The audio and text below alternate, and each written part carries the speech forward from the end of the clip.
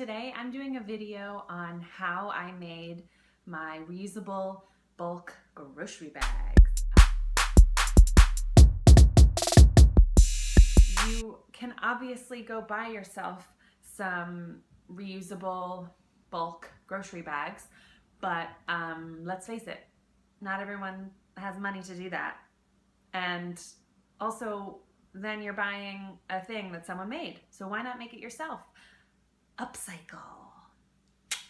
Okay, so mine I made out of an old t-shirt. I had a lot of those lying around.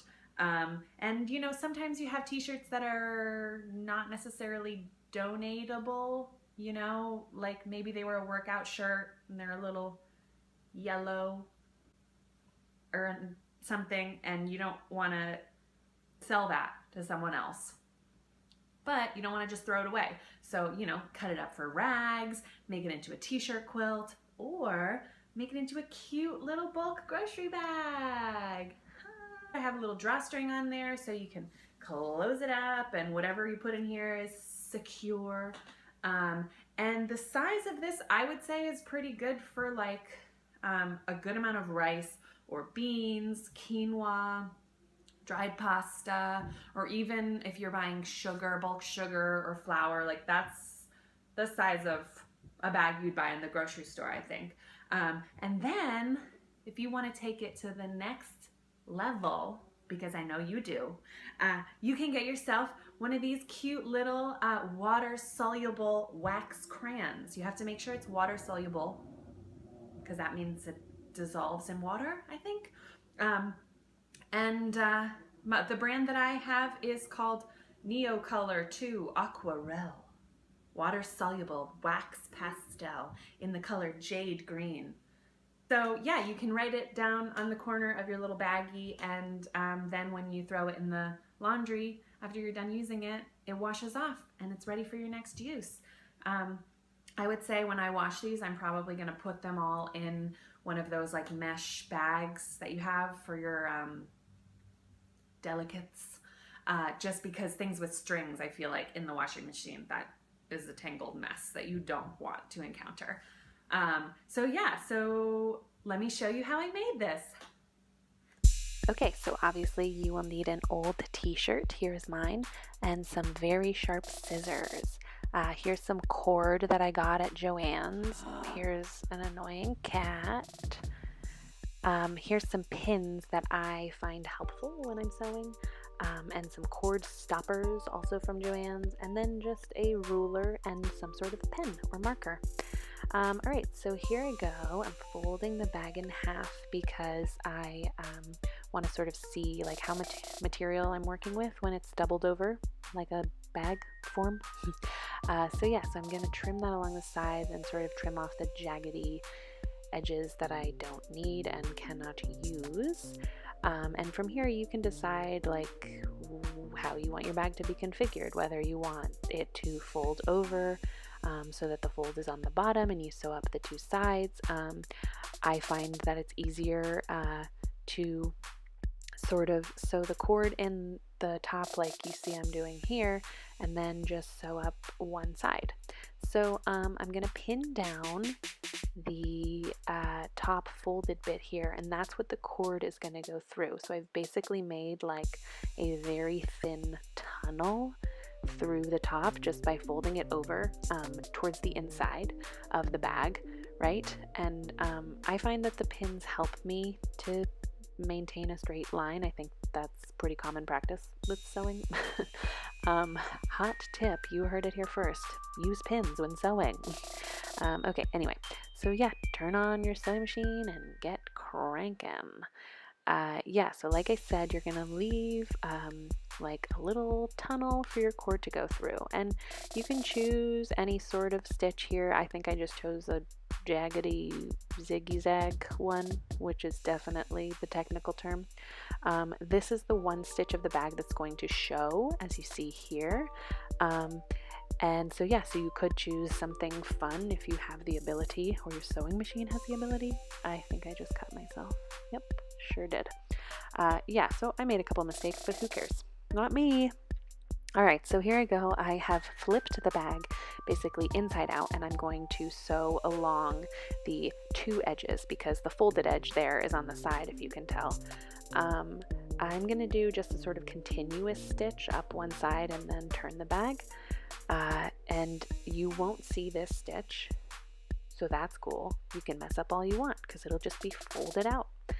Um, so yeah, there I go, starting to sew the bottom of the bag.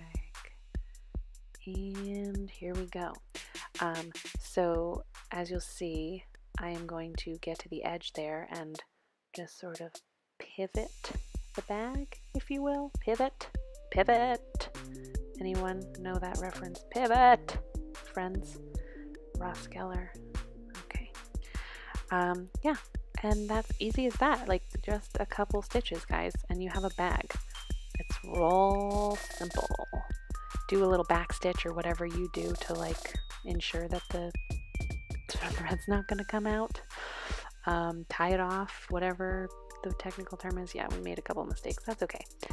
Yeah, so there you go. It's such a cute little bag. We made a bag.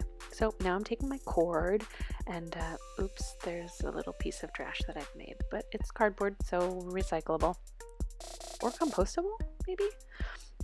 Anyway, so I'm going to melt the end of my cord, just the type of cord that I have that will sort of make it hard, and I will thread it through with a safety pin. So that's a hot tip. So like I said, I melted the end and then I put a safety pin on the edge, and that I will sort of thread through the top. And it takes a little while, you know, have a friend to chat with. Oh, hey, how you doing? But yeah, there it goes. And now you have your string through. You can use your own method. Now I'm taking, made some more trash. Wah, wah, wah. Anyway, so what I found is that if I melt the two strings together and then sort of like, yeah, press down on them with scissors and melt them some more, some real like serious iron working going on here. And that will help it to get through the cord stopper.